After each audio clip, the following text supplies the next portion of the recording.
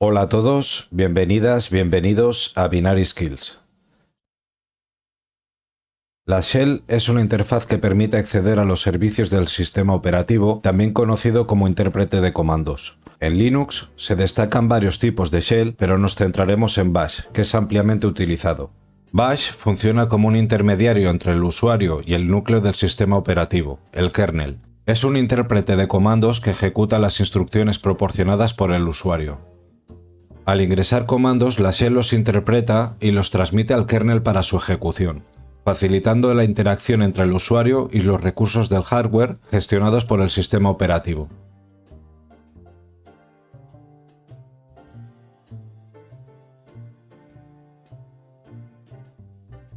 Históricamente, el término terminal se asociaba con dispositivos físicos conectados a computadoras centrales para entrada y salida de datos. Antiguamente, estas terminales eran vitales para el acceso remoto a sistemas.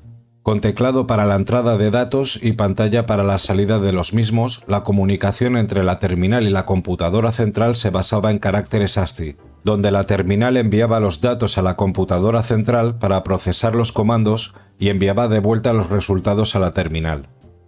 Aunque las terminales físicas han disminuido con las computadoras personales, el término persiste para describir la interfaz de línea de comandos en sistemas modernos.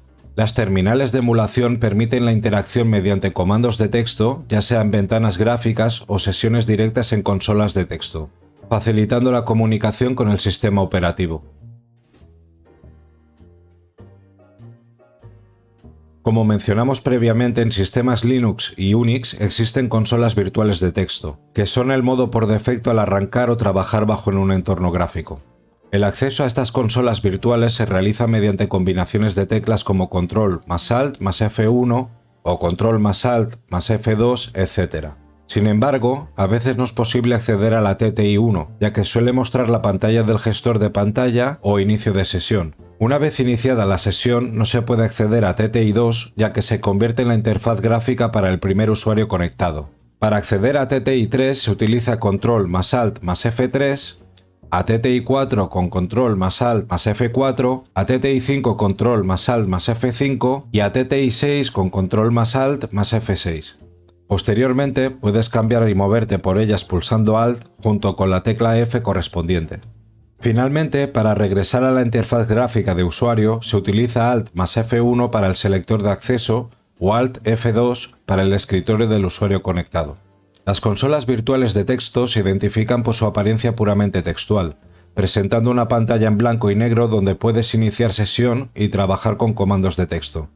Operan completamente en modo texto, mostrando información en forma de caracteres y líneas, similar a una terminal tradicional. Además, suelen ser más ligeras en recursos en comparación con los entornos gráficos. Los terminales gráficos, por otro lado, proporcionan una interfaz de usuario gráfica con elementos visuales como ventanas, iconos y menús. Puedes acceder a los terminales gráficos a través de menús o iconos en el entorno de escritorio. Permiten el uso del ratón para interactuar con elementos de la interfaz. Puedes hacer clic en iconos, menús y otros elementos visuales. Algunos ejemplos comunes de emuladores de terminal incluyen GNOME Terminal, Console, Xterm en entornos de escritorio Linux, Terminal en MacOS y PowerShell en Windows. Los terminales gráficos tienden a consumir más recursos en comparación con las consolas virtuales de texto debido a la naturaleza gráfica de la interfaz. El shell funciona dentro de una terminal, ya sea en modo gráfico o texto, esperando entradas por teclado en la consola o la ventana, y visualiza sus resultados en el mismo lugar.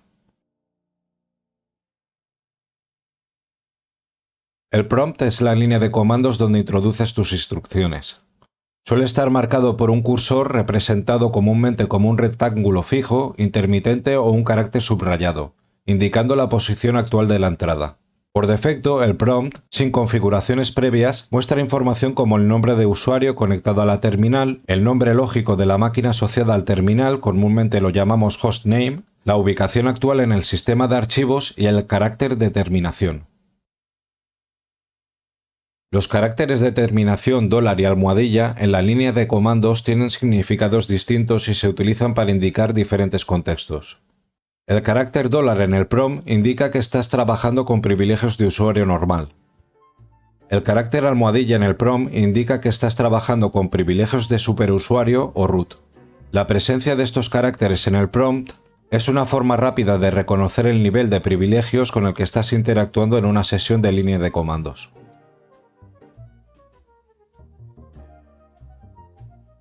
La sintaxis de los comandos en Bash generalmente sigue el formato comando, opciones y argumentos, aunque en ocasiones puede que no precise de parámetros o argumentos. A los parámetros también se les conoce como opciones. Estos son las configuraciones específicas del comando, generalmente representadas por una letra o un número precedido de un guión. Puedes ingresar los parámetros de manera individual o combinarlos con un solo guión. Ambas sintaxis generan el mismo resultado.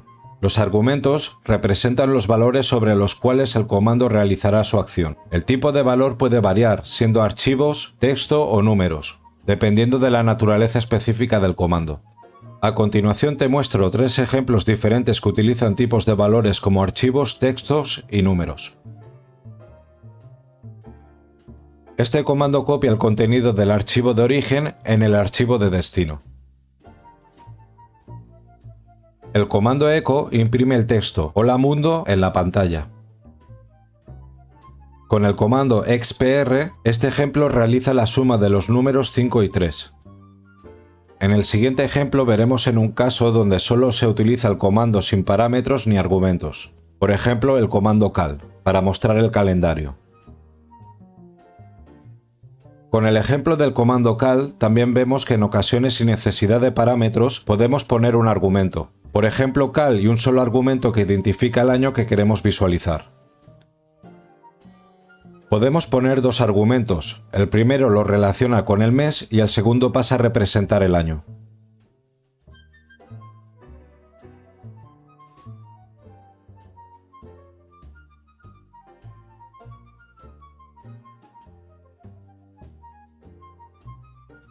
Podemos utilizar un parámetro donde indicaremos el número 3 para ver los meses que preceden al que indicamos como argumento.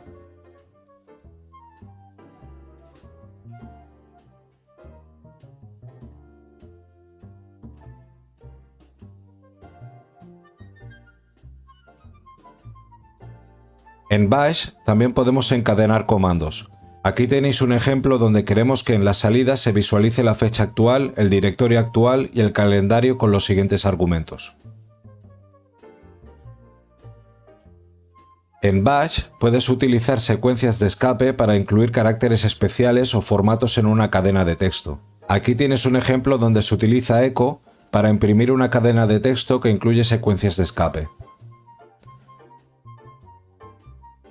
La opción "-e" habilita la interpretación de secuencias de escape por parte del comando echo. Aquí /n representa un salto de línea. Con T representa una tabulación. La tabulación, a menudo abreviada como tab, es un carácter especial que se utiliza para realizar sangrías o desplazamientos en el texto. B representa un carácter de retroceso, backspace. En este caso se utiliza para borrar el último carácter en la línea de salida.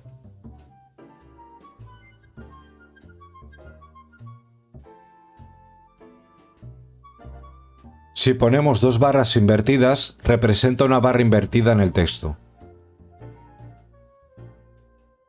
Barra invertida NNN representa el carácter ASCII, correspondiente al valor octal. En el siguiente ejemplo, representa la palabra binary skills en ASCII.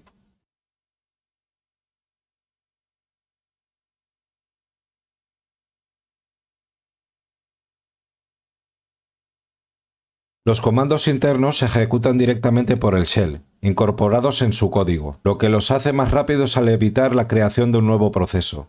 En contraste, los comandos externos son programas o scripts que operan como procesos separados desde el shell, teniendo su propio espacio de memoria y proceso. Utilizando el comando type en Bash, puedes distinguir si un comando es interno o externo. Por ejemplo, al ejecutar typecd se identifica como un comando interno, mientras que typedate indica que es un comando externo ubicado en el directorio bin.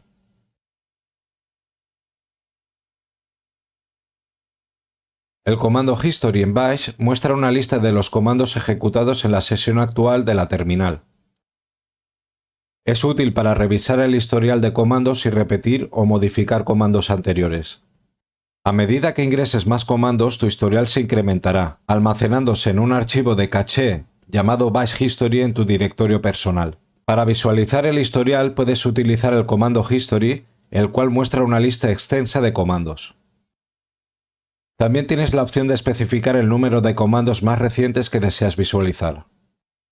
El comando fc abre el editor de comandos para editar y volver a ejecutar comandos anteriores. Es parecido a History. Por defecto, con el comando "-l" se limita a los últimos 15 comandos. Además, puedes especificar el número de comandos a mostrar utilizando el parámetro con el número deseado.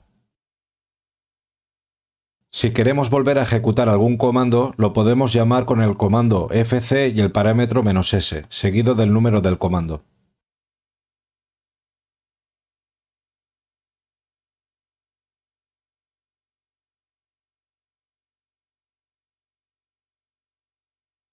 En este vídeo comenzamos entendiendo qué es la shell, aprendimos sobre las consolas y las terminales, descubriendo los diferentes tipos en Linux. Vimos el prompt, es indicador de nuestra posición en la línea de comandos, y hablamos sobre el carácter de terminación que los acompaña. Profundizamos en la sintaxis de los comandos en Bash, aprendimos a encadenar comandos y exploramos las secuencias que nos permiten realizar operaciones más avanzadas. No olvidamos diferenciar entre comandos internos y externos, entendiendo cómo afecta esto a la ejecución de procesos. Además, vimos cómo visualizar y gestionar nuestro historial de comandos, utilizando herramientas como el comando History. No dudes en revisar el vídeo nuevamente si necesitas repasar alguno de estos conceptos.